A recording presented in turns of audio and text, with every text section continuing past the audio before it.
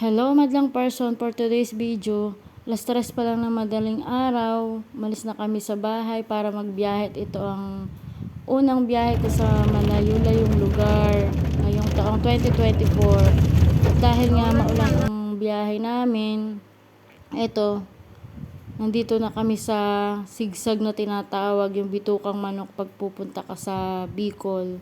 So ayun, nabanggit ko na lang din ang Bicol. Ang biyahe nga pala namin from General Nakar, Quezon to Bicol.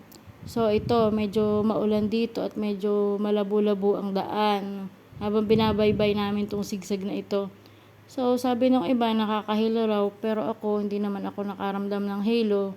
At ang totoo nga niya, nag-i-enjoy pa ako.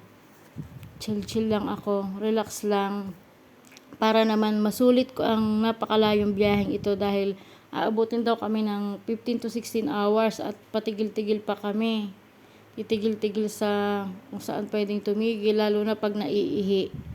Kailangan tumigil. At ngayon naman, dito na kami sa Gumaka. At ito nga pala ang dagat ng Gumaka. So, ayan, travel. At ito naman ako, solo ang upuan sa likod ng kotse. Yan, ang kasama ko nga pala dito yung kapatid ko at ang kanyang boyfriend dahil sa amin nagbagong taon yung kanyang boyfriend. Then, ito, sumama kami pabalik dahil nag-iisa sa kotse pabalik. So, ayan, enjoy ang aking mga mata sa mga magagandang tanawing nadaraanan. Mapaulap man, kalangitan, kagubatan, kabundukan, at yung mga nakakasalubong namin sasakyan sa daan. Dun pa lang kahit paano nag-i-enjoy na ako. At salamat sa pagkakataong ito. Di ko akalaing makakarating ako ng kalayo-layong lugar ng Bicol. So, ito nga. Yan, yung mga lugar na nadadaanan namin. Di ko na mabasa kung anong mga lugar iyon dahil medyo mabilis-bilis kami.